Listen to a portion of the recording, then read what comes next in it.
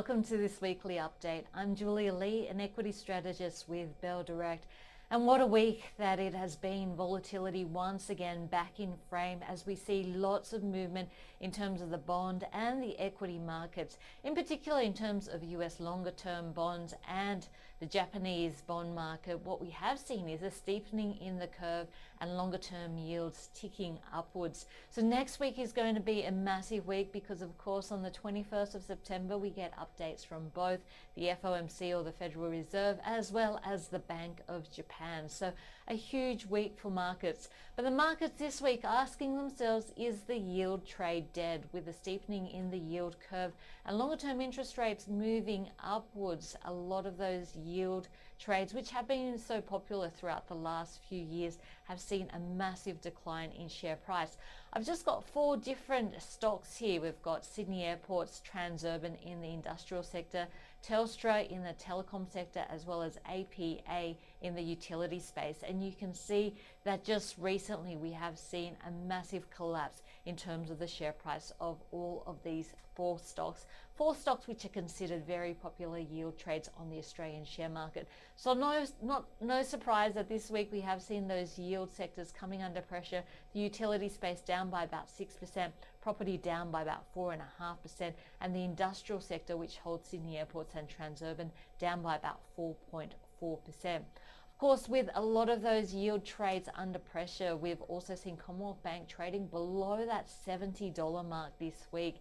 And look, Commonwealth Bank has been in a trading range for 2016, and you can see that the bottom of that trading range is around that $70 level, while the upper end of that trading range is around that $78 level. And look, traders have traded this stock through those trading ranges quite successfully and made around about 10% in a matter of around about a month.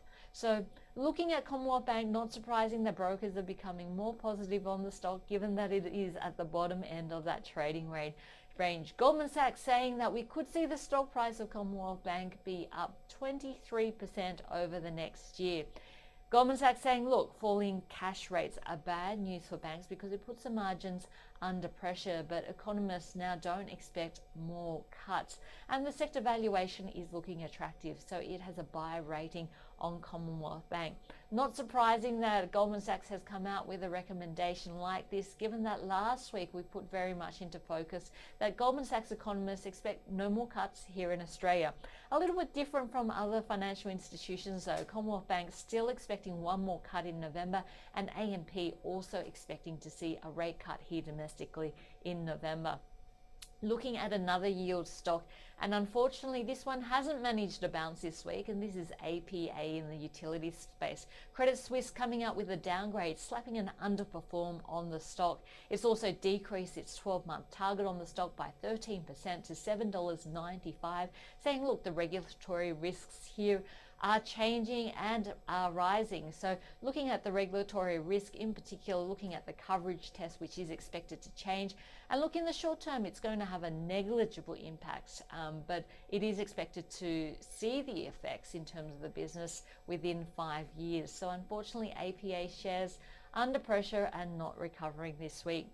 UBS saying, look, because of the vulnerability of the yield trade at the moment, we should also be questioning the growth trade. The growth trade looking vulnerable. There are risks there, especially given that for a lot of these high PE ratio companies, we have seen PE expansion of 30% to even 100% over a few years for some of these companies. Look, in that high PE ratio space, especially with growth at reasonable prices and using that methodology, its preferred stocks are stocks like Aristocrat Leisure, Healthscope, as well as Brambles. But if you are looking at the high PE ratio stocks, it would prefer stocks with growth, so stocks like Treasury Wine Estates, as well as James Hardie.